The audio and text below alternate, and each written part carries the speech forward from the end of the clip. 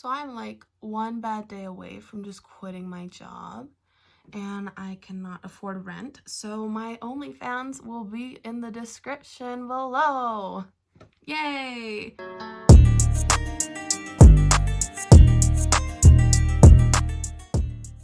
God, I'm gorgeous.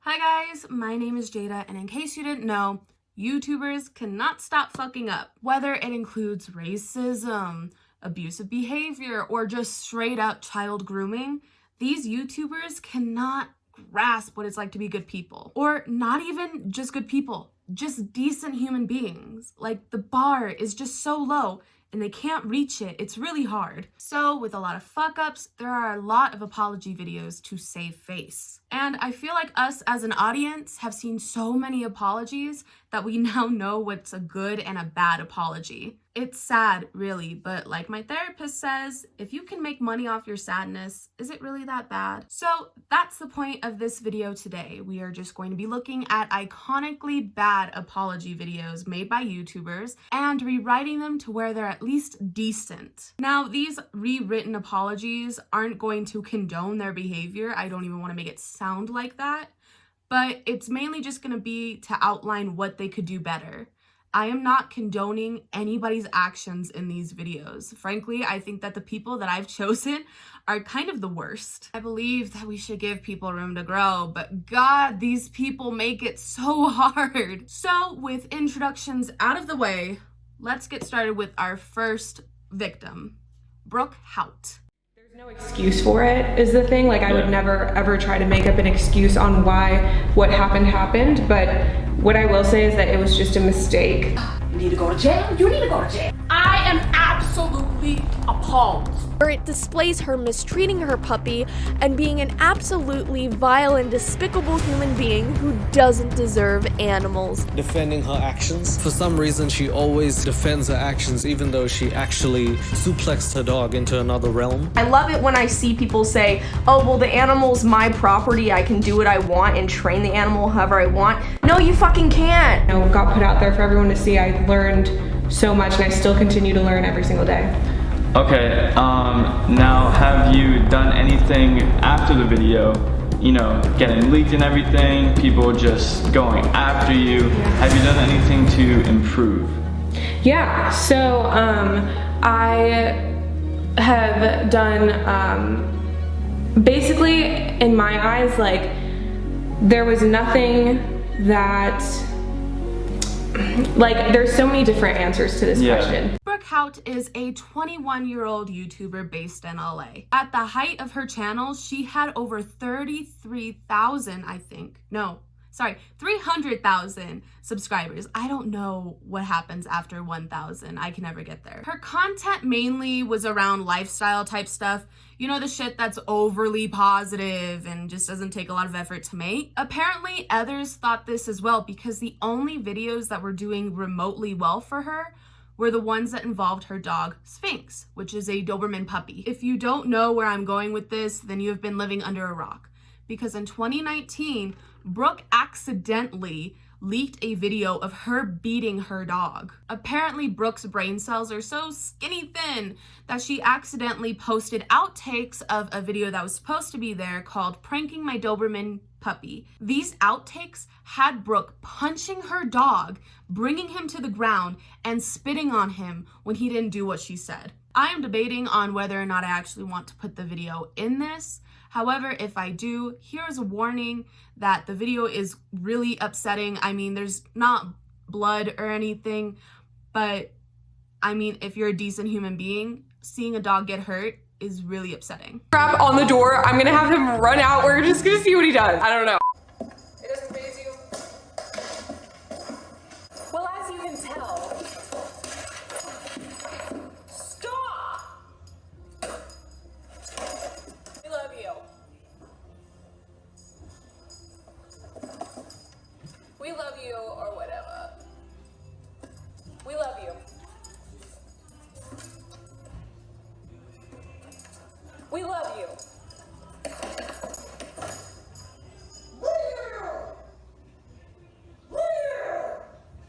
Once her dumbass realized what she did, she immediately took down the video and tried to do damage control.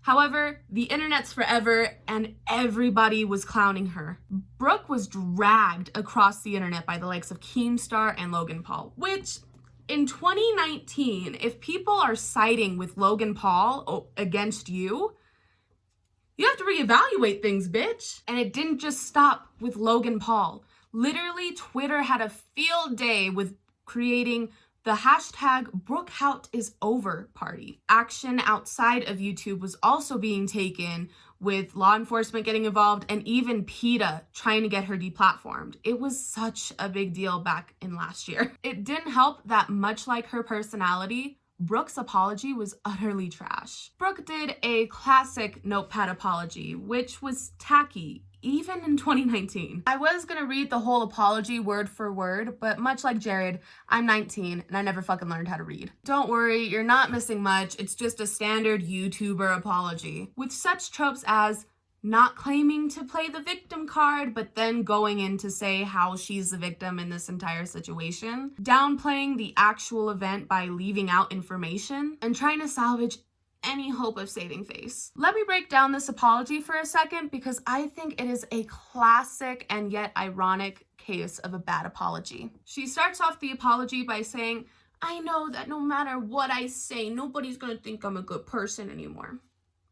And I take issue with that, because that's not the point, honey. You beat your dog on video. Yeah, nobody's gonna think you're a good person. Take the L and apologize. I think she initially wrote this to put out there that she doesn't expect to be praised for taking the hate, and just to kind of humble herself a little bit, but it just kind of feels like she's trying to get brownie points. Like, she doesn't need to outright state that she knows nobody's gonna like her after this. She could have showed that without saying it, by actually taking accountability for her actions, which she doesn't, but we'll get into that in a second. God, my voice is so annoying today. Girl, calm down. It's like, it's not even that deep. But it is. This bitch fucking hit her dog. In the same paragraph, she then goes on to say how, "I'm sorry for anyone who's affected by my video," which I think, okay, this has nothing to do with anything, but I'm gonna say it. I think she used the wrong affected in her apology, because in my script, when I was writing it down, they kept saying that it was the wrong type of affected. And I mean, I am taking college English, but like, I cannot figure it out to save my life. But that's just kind of me nitpicking, because I really don't like her. However, her saying that she's sorry for anybody that's negatively affected by the video just kind of seems like she's pushing the blame onto the viewer's emotions to the video, rather than her actions in the video. You know what I'm saying? Like, nobody would have been mad at her if her actions in the video weren't there. You know what I mean? Like, nobody was mad at the video itself. They're mad at Brooke for doing what she did. I believe that she should have either left that out or used adjectives to describe her actions in that sentence. Like, for example, she could have said, "I'm sorry to the people that were negatively affected by my disgusting actions that were displayed in the video." That way, she maintains the blame to herself. You know what I mean? Like, it's not a cop-out, which this is. Literally, the second paragraph, she goes on to say how her life is less than exceptional, and then immediately goes into saying, "But I'm not playing the victim card." Like, she's trying to say, "Oh, feel bad for me, but like, don't. I'm not telling you to, but like, you should for these reasons." She then says how she's usually happy-go-lucky and how she was just in a bad mood that day, which your mood in that video is honestly the least of anybody's worries. You beat your dog, Brooke. People on Twitter at the time were speculating that she normally acts like this around her dog, and so I get that maybe she was trying to combat that by saying like, "Yo, this normally doesn't happen." However, if you watch the video, she doesn't stop after she hits the dog. She keeps going after the first hit. So if she wants to claim that, "Oh, I was just emotional and I hit my dog out of anger," then why did you keep going? And why did you spit on your dog? Like, that's a little overkill. And here's the thing. I have been annoyed. I have been pissed, and I have been screaming and yelling, but I have never laid a hand on my dog. And I don't know, maybe that's just me being quirky, but I have never done that. And it's not hard to do, Brooke. Ooh, I'm getting a little sassy. Oh, it's the lipstick. It's the lipstick. She also tries to push blame on her dog by saying, hey, he's 75 pounds and he had his mouth open at me. Oh, but like, I'm not blaming him, but I'm just saying that he had his mouth open, but you are blaming him, because why else would you name the dog's weight? Like, it feels like what she's trying to say is that I was defending myself, which wasn't what happened in the video. You know, he's a puppy, he's playful, and it's not his fault that you don't know how to train him. After stating that whatever her dog does, she shouldn't have acted that way, she immediately backtracks her apology by saying that she's not an abuser, an animal abuser, in any way, shape, or form, which is a lie, Brooke. We all saw the video. I get what she's trying to do is to distance what she did from who she is as a person. But the thing is that you didn't stop, all right? You didn't stop after you first hit your dog. Like, I guess it would be better if she would have stopped and it was just an accident and if she was like, oh, I'm so sorry, my little baby. But she didn't. So if you're trying to make yourself look like you're not a bad person, you're doing a really shitty job of it. Now, a disclaimer, I don't know this bitch personally. I know, shocker, right? So I don't want to make this really broad assumption of her life and her personality, because that's frankly wrong on my end. However, what she's showing us, who she is as a person, I mean, she's not making it easy. Oh, I look washed out as fuck. Hold on. I fucking lost my eyelashes today, and I swear to God, I look ridiculous, and I'm not channeling who I really am as a person. Anyway, I don't know where to put this, but I'll put this here. In her apology, she never uses the word abuse to describe her behavior in this video. The only adjectives that she used to describe her behavior was unnecessary and physically aggressive. But the only time that she uses the word abuse is to describe what she's not and what she didn't do, which it's clearly abuse. However, in her apology, she used words to describe herself as happy-go-lucky, bubbly, and having a warmth towards animals, I think. No, having an immense love for animals. Which is a lie, bruh. The final nail in the coffin for the apology for me is when she says that her dog wasn't physically hurt, saying that if he was physically or audibly in pain, that this whole thing would have been a completely different story and she would have understood the backlash. Okay, so if you're not apologizing because you got caught beating your dog, then what are you apologizing for? What is the point of this apology, and why are you still on this platform? Also, I want to point out that she's only describing in detail what she didn't do. She never fully describes her actions in the video. She says how she's not an animal abuser and how she didn't spit on her dog, but boils down her actions of her hitting him and dragging him down as just unnecessary action. The only thing she actually states as her doing in the video is her raising her voice. Like, as far as verbs are concerned, that's the only thing that's laid out in her apology. If what she did wasn't abusive, then why can't she fully say what she did? Why are you downplaying it? Now, I was going to talk about what happened afterwards because it is infuriating. However, I will be making a video soon about where all the canceled YouTubers went, and I feel like our girl's gonna make a guest appearance. Now, let's remake this apology. Hi guys, so I look like shit right now, I'm so sorry. But I was going to dress up like Brooke for her apology, but it kind of went like, I have no top lip. I just want to say that I look so fucking ugly. And that's the point. I did this shit on purpose. And you see these fucking bricks on my eyes right now? This bitch does her fucking eyebrows like that. And this bitch don't have a top lip. You see what I had to do? I had to fucking underline my lip. I'm gonna kill myself again. Don't test me. Yeah, so I figured, and it's like I have bags under my eyes and they're not even Gucci. Like, it's so bad right now.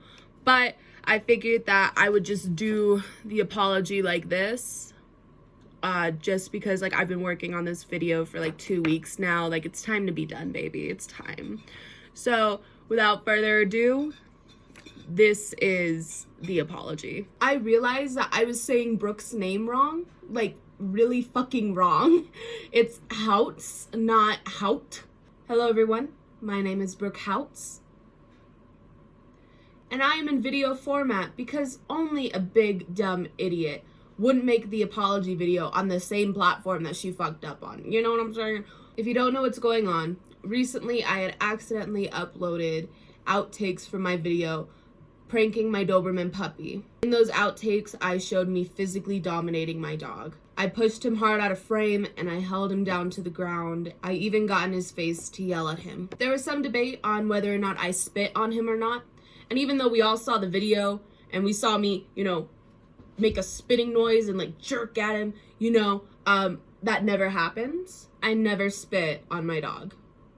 Fucking stupid. My job as a pet owner is to provide a structured and safe environment for my puppy, and this shows that I didn't do it. This situation is just one instance in our life, and it doesn't represent who I am as a whole.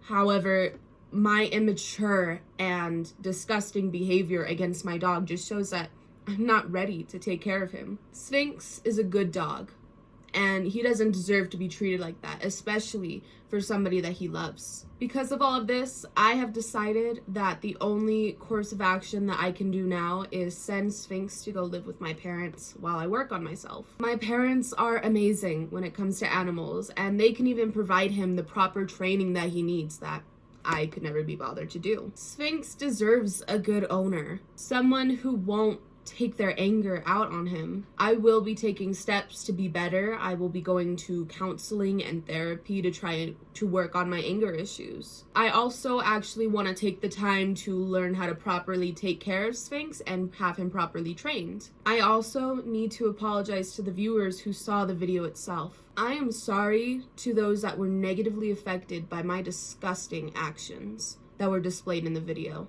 You all did not deserve to see that. You all did not deserve to see that. Those are my dogs.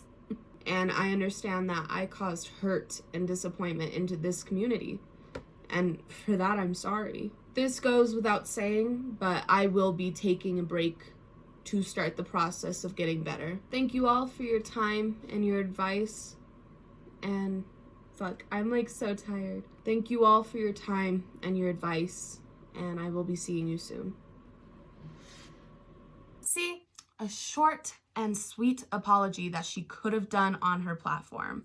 I stuck by her original apology where she states that she never spit on her dog, which, you know, she did, but regardless, seeing as how she's so concerned about her image rather than her actions that affect her image, I don't expect too much from her. Now we are going to say goodbye to Brooke like she's yesterday Domino's garden salad and move on to our next victim, Shane Dawson. Thinks I'm a racist person. I think there's a lot of people who know I'm not a racist person, but that I was just ignorant.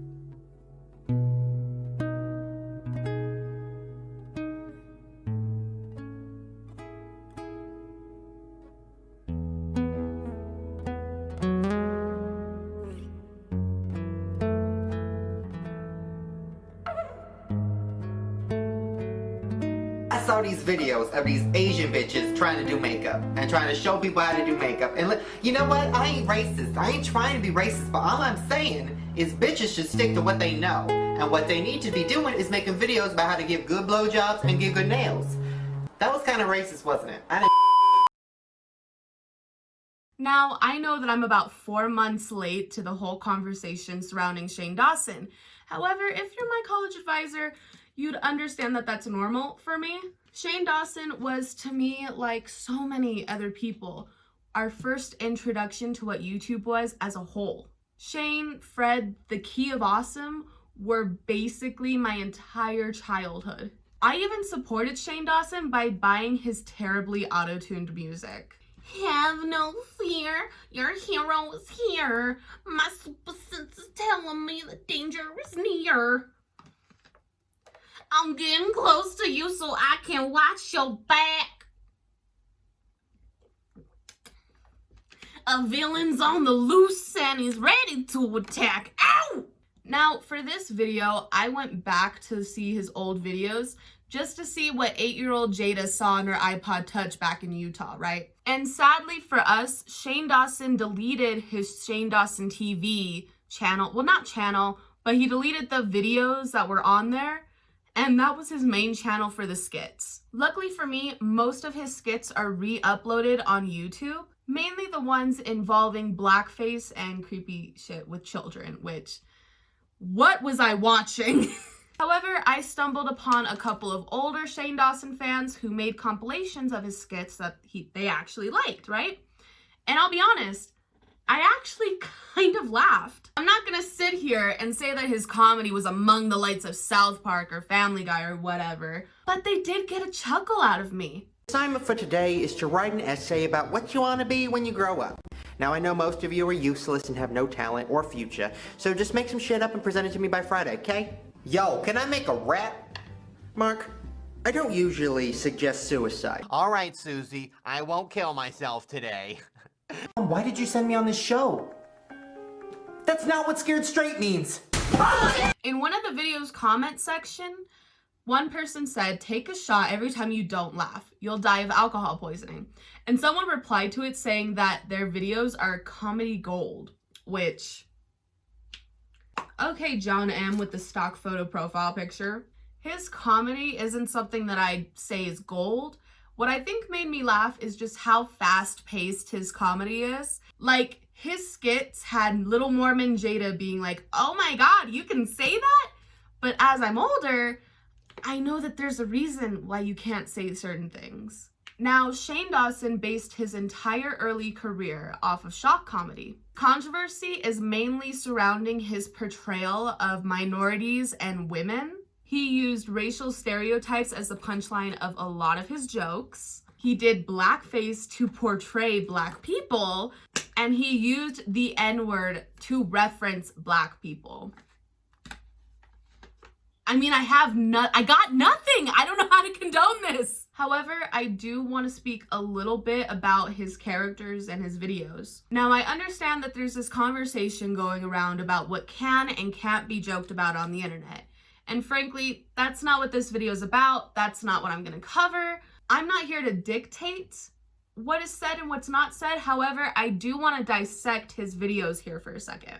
In every skit that he made, Shane Dawson was mainly played as the straight man with all these crazy things happening around him. His characters were always eccentric, while Shane Dawson was this observer. Not really a voice of reason because he also had his weird moments, but his character... I need tape.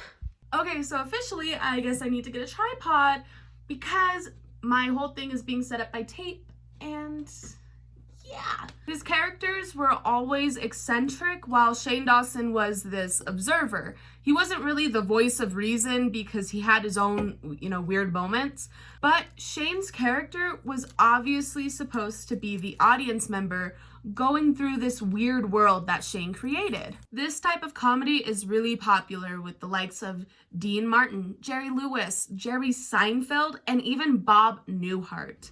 However, Shane Dawson isn't them. That type of comedy has to have some tact and nuance. However, his videos were mainly just tasteless. Instead of the punchline challenging stereotypes, it was pushing them. However, this comedy is what gave Shane Dawson a leg up and actually made him famous. So this allowed him to go further and up the ante when it came to his comedy. He ended up creating an echo chamber around him, with his fans pushing him to go further. This is how I wanted to frame his apology video. I was going to say that he created this echo chamber around him, and once he finally left the space of YouTube, he was able to see the error of his ways, and that's when he came out with his first apology video back in 2014. It wouldn't excuse his behavior, but rather explain why he wasn't able to take any criticism at that time. However, I actually saw 2 pieces of media that made me change my mind. I'm so sorry. Beauty is pain and I'm miserable. On Shane Dawson's original apology video back in 2014, it had a lot of rambling and deflecting. He deviated from the point a lot, and it just felt like he was saying,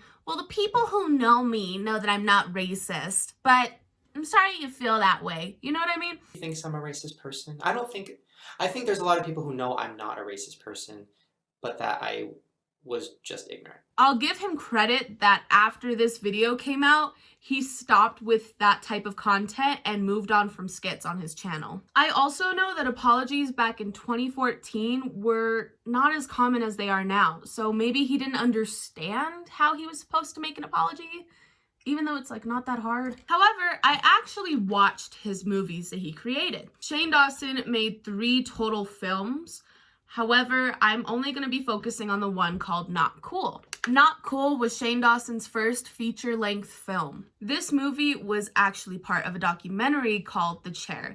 Now, The Chair was basically where they gave 2 directors, which was Shane Dawson and a small-time director, both the same script, but gave them both creative freedoms. Now, the only stipulation is that the movie had to be a slice of life type film, and it also had to keep the same names so that audiences can watch both films and compare what both directors did with the characters. But other than that, they were basically able to do whatever they wanted. At the end of production, they had a showing with both movies, and whichever movie got the most votes won $250,000. Sorry, if it goes over 10,000, I don't know what the hell it is. Shane Dawson's movie took a more raunchy approach to this, which I honestly think is a good idea. He said in interviews how he wanted this movie to be the next Superbad, which, I mean, I see the inspiration, but the execution is questionable.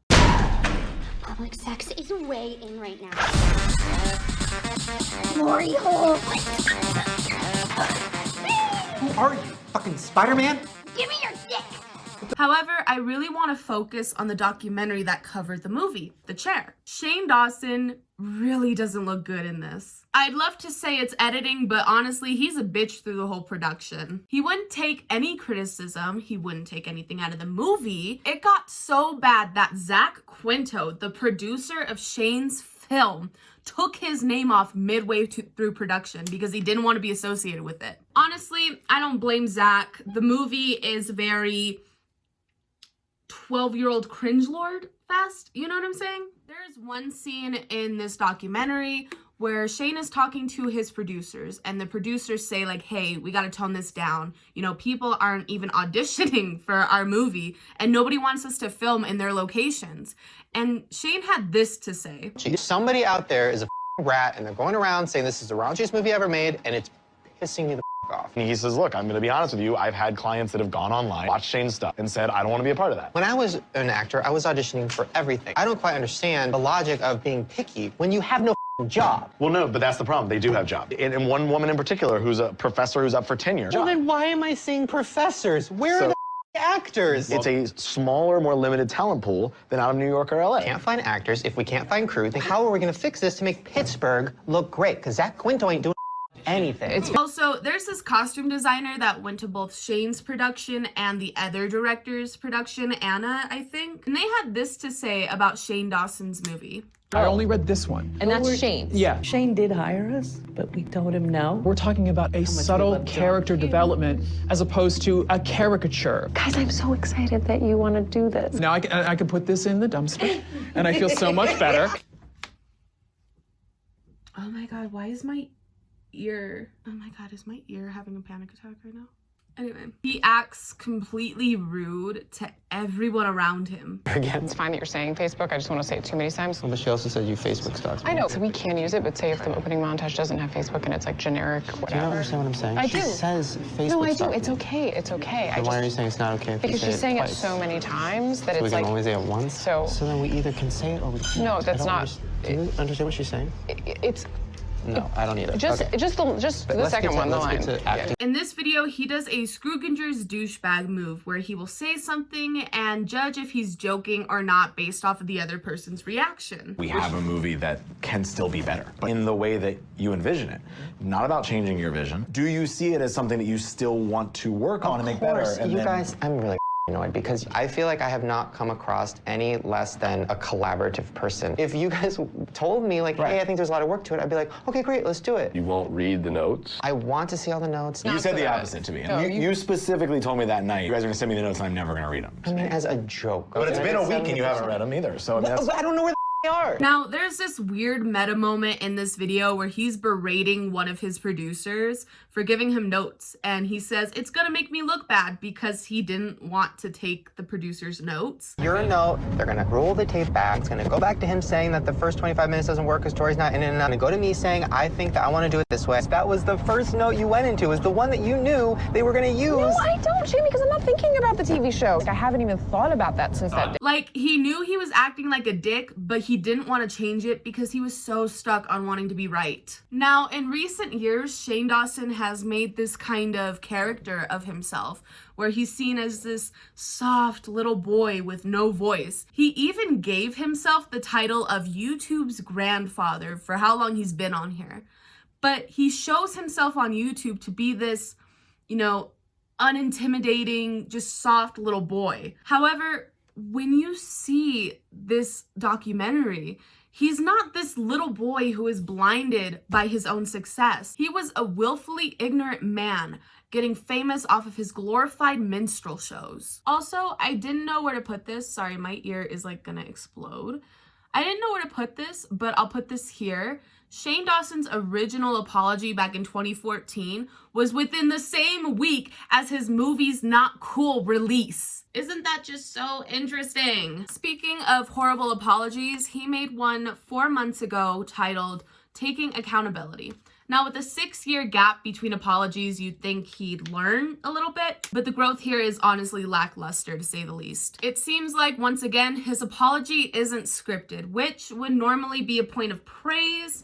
However, this just leaves him disorganized, and he starts to ramble, like, a lot. A 20-minute apology video is way too fucking long. Now, that might be me nitpicking, but we don't understand how it takes you 20 minutes to admit how you were wrong. Like, just say, I'm sorry, and then you're done. Anyway, it opens up with Shane Dawson admitting that all of his other apology videos were bullshit. That I try to make go away by deleting videos or untagging my Instagram things or literally doing whatever I can to pretend like those things didn't happen. Every apology video I've ever made has been from fear. Because nothing shows your audience how real and raw your apology is by discrediting yourself. Within the first 2 minutes, he uses the word punishment like 3 times to describe what he thinks should happen to him. Right now is very much a time of wanting people to be accountable, wanting punishment for people. Not been handled well. Like, I should have been punished for things. I kind of think he's putting too much on the outcome of what happens now rather than his past, if that makes sense. And I don't know if he meant to do this or not, but it really sounds like he's playing a martyr role. Like, oh, I should be hung for my actions. You don't win brownie points for accepting the outcome. Also, you can't say how you're willing to take whatever punishment you're given and then turn off your likes and comments. That's some pussy shit. Now, I do want to point out something that I liked because he did say that he acknowledges that people don't have to accept his apology. I mean, it feels a little bit of self-awareness, but it also kind of feels like he wants brownie points for, you know, accepting it. So, I mean, fuck it, I'll take what I can get. He also goes to say how he hated himself back in the day and uses the I was in a really bad place excuse. I hate that person so much. That person was filled with sadness, filled with anger about their own issues, in the closet, constantly projecting on others, just like, I don't know, just that person is someone who I don't like seeing. Which, let me say some shit. All of the YouTubers in this video have used that excuse that they were in a really bad place. Now, I'm mentally ill. I don't know if you could tell, but I have never beat my dog, wore blackface, or been inappropriate with children. You're not mentally ill, you're just a shit person. Take a Zoloft and get over yourself. Now, a point that I actually did like in this apology video is how he handled the blackface portion. He stated how in his first apology, he knew it was bad, but he didn't do the work to really see why it was bad. However, he loses me when he brings attention back to himself by saying, I should lose everything for that. Like, the setup was there, but you just completely missed the mark, girl. Also, he could have put in this section why blackface is bad. Like, we all know why blackface is bad, but if he truly didn't know why blackface was bad, then he should have put that in the video to kind of show the work that he's doing that he didn't do in his last apology. He touches on it like a little bit, but it's only what blackface is on a surface level. To sum up this whole 20-minute video, the two biggest problems that I see in his apology is that, one, he's turning the attention to his feelings and his problems. And two, he goes on a tangent every 2 minutes and the video just kind of feels all over the place. Now, this video isn't, completely terrible, but there's a lot that can be worked on. Now, my video is honestly long enough. I've been filming for 41 minutes. So I'll only be focusing on the blackface part of this apology, rather than going into the sexualization of children, because frankly, I don't know what my opinion on that is yet. So with that in mind, here is Shane Dawson's rewritten apology. I just want to say something right now. I did pretty good with this makeup look. So that's the only reason why we're using it. Hi guys. Hi guys. My name is Shane Dawson. Why does that sound so threatening? Hi guys, my name is Shane Dawson. And you might not recognize me without my MAC full coverage in NW50. If you fucking look it up. No, I'm gonna make you guys fucking work for this one. Look up fucking MAC full coverage foundation NW50. You'll get the joke. It's funny. Seeing Jenna Marble's apology has made me realize that I need to be held accountable for my own past actions. It is no secret that my start here on YouTube has just been full of controversy. I had used racial stereotypes and blackface in my skits to push my own career. I'm not gonna act like I didn't know it was wrong. In fact, that's why I did it. My jokes in these skits were made for shock value. The kind of humor that makes you laugh because it catches you off guard. I've only now seen that the things that I used to do on YouTube for money is not only disgusting, but it pushes an ideology that, although I don't agree with, it hurts people. The content that I made and put out onto the world is just part of a problem that people of color face every single day. I took the struggles of minorities and made it something to point and laugh at. I have boiled down minorities into their stereotypes, thinking that people were laughing about how crazy it was. I was tone deaf in my humor, not taking in the nuance of culture and race. And for that, I'm sorry. My videos were nothing less than hurtful and disgusting. I'm also really sorry that I was so stubborn and self-righteous that I didn't listen to anybody that was trying to hold me accountable. I lashed out on people that didn't deserve it because I was feeling attacked, when really I was just attacking people and making myself out to be the victim because I wasn't doing anything wrong and I'm the next Matt Stone or Trey Parker, when really my content was more like Lou Dockstander. I just want to sit here for a second and acknowledge the work. Like fucking, I have more nostrils now.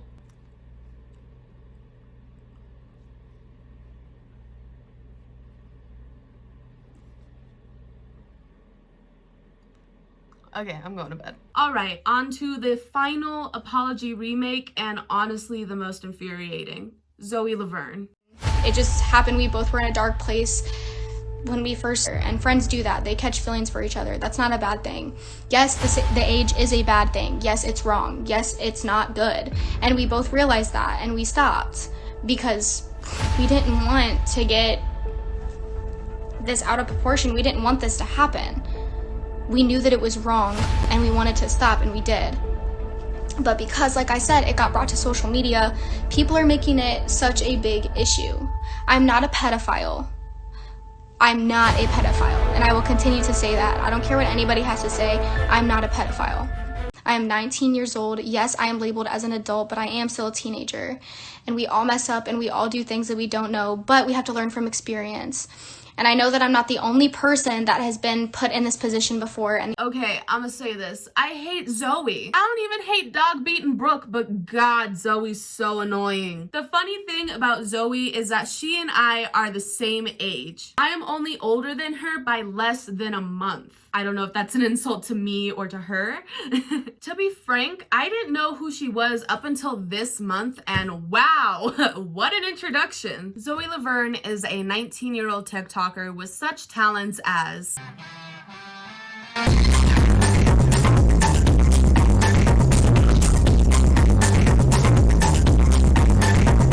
I'm a fat Puerto Rican, I can't be doing this shit. So that's basically her whole career on TikTok, moving her hands and being conventionally attractive. However, with her busy schedule, she somehow found time to be a child predator. Zoe Laverne got into a little bit of controversy early this month when whispers of her being a child groomer were going around on the internet. The backlash got so much that Zoe actually had to address it on her Instagram, and she said that nothing ever happened. that puts me in a place to where like my mental health is like bizarre right now.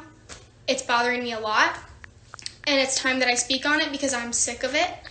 I don't know where this screenshot came from. I don't know if Amber actually sent it. I don't know if it's photoshopped. I don't know. I don't know what it is. I don't know why it was said, whatever the case is.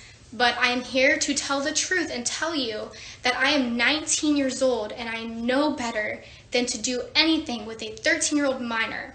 My fucking career is set on minors. But the fact of people saying that I raped one of my best friends that was a supporter of me for 3 years is unacceptable, is disgusting, makes me sick to my stomach, literally makes me want to throw up. I can't even ever imagine doing something like that, considering I know what's right and wrong.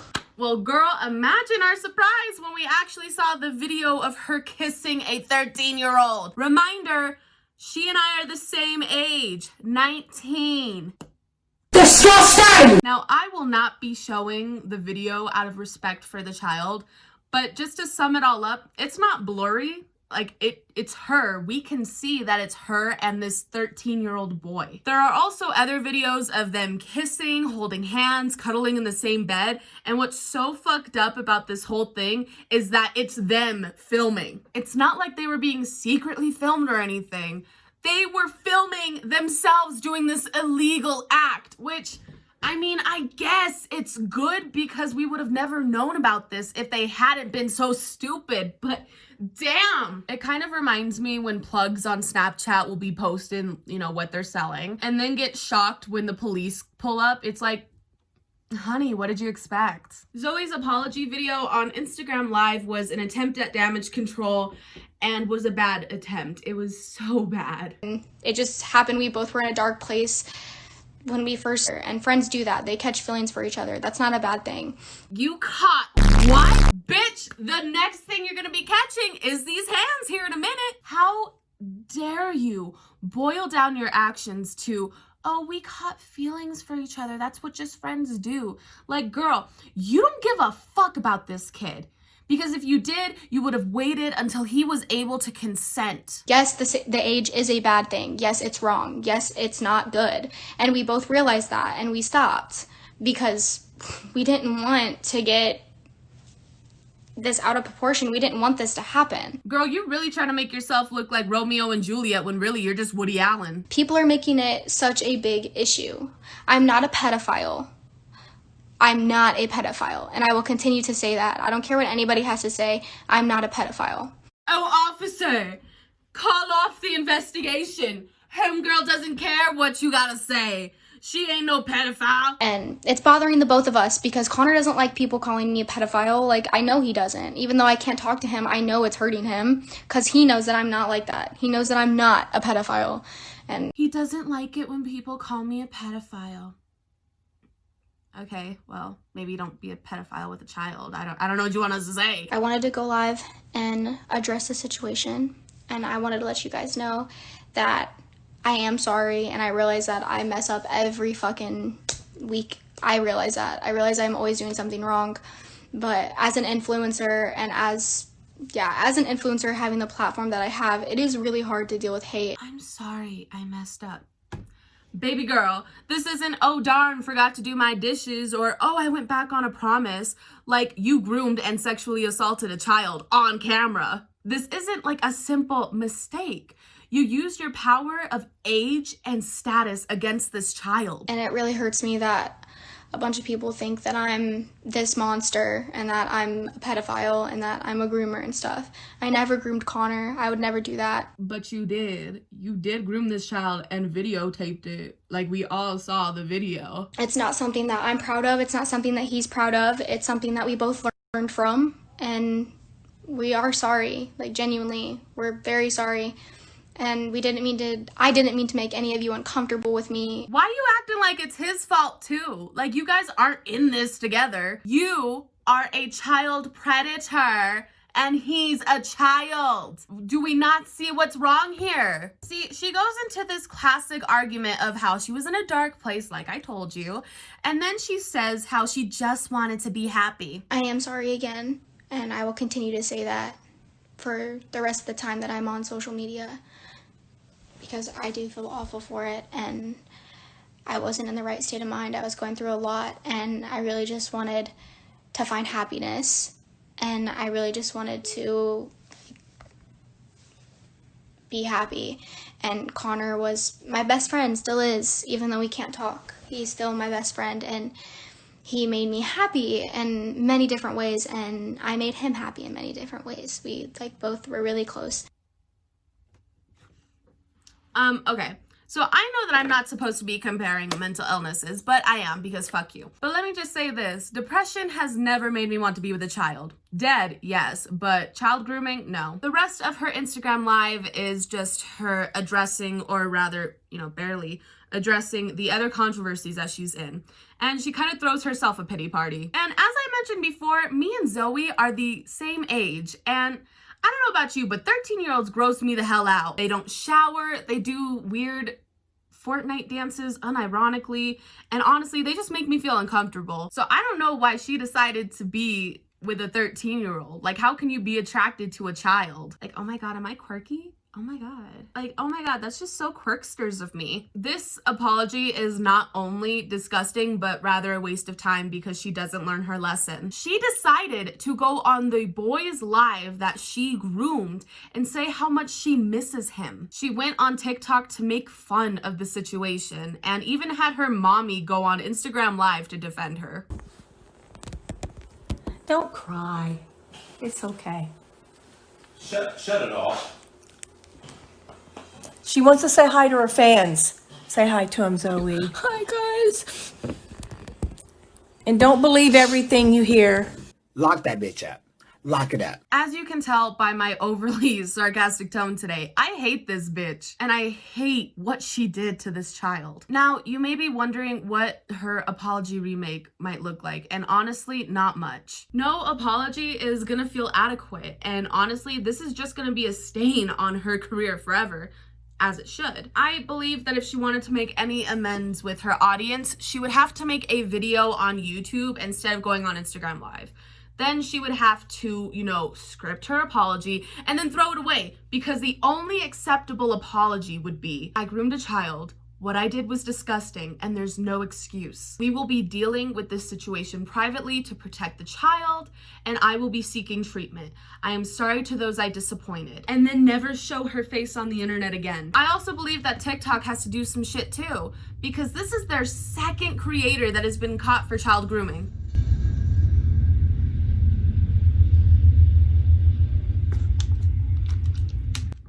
Anyway, they're allowing both Tony Lopez and Zoe Laverne on their app. So they are punishing not safe for work TikTokers and sex worker TikTokers and hooter TikTokers, stripper TikTokers. And they're saying that they're doing that to protect the children. However, if you're protecting the children, why are you allowing child predators on your app? You are either protecting the children or you're protecting your assets. Figure it out. So in conclusion, I feel like we need to be honest with ourselves. YouTubers are just people who have a camera and are mildly interesting. They are just people, and people can be bad. I'm not excusing their behavior, but what I'm saying is that we put YouTubers on such a high pedestal and then get broken when their true colors are shown. I mean, YouTubers have honestly just created this whole new genre of entertainment that just feels so much more personal than the average TV. We know what the inside of these YouTubers' houses look like, what their dogs' names are, what their favorite food is, because they show us. When you know so much about a person and you watch their content every day on YouTube,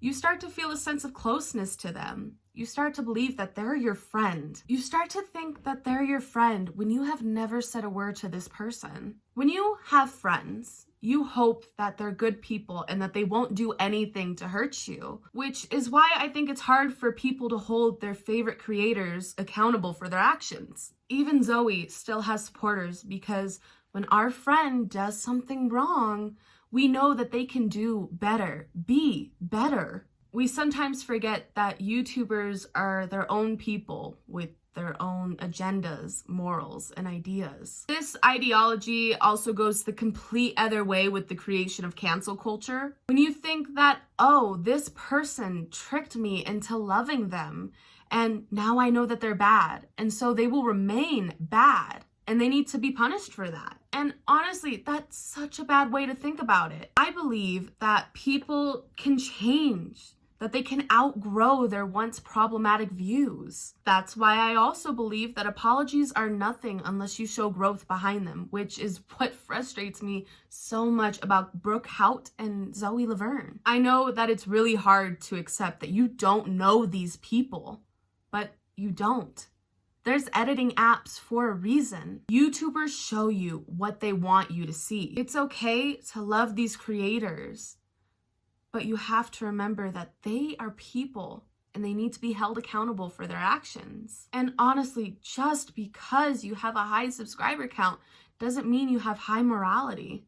You can still be a dick, as we've seen with Jeffree Star. But that's probably next apology remake. Now, thank you guys so much for watching this video. I really hoped you enjoyed it. I hope that I wasn't too mean, but then again, I mean, I'm not gonna apologize. You know, we have a racist, a dog beater, and a child groomer, so, you know, I'm not sorry. Now, like I said before, I have a video coming out about where canceled YouTubers are now, so keep an eye out for that. But I think my next video is going to be a Christmas themed one or something like that. I don't know. Fuck it, we'll get to that. You guys have a good night. Bye.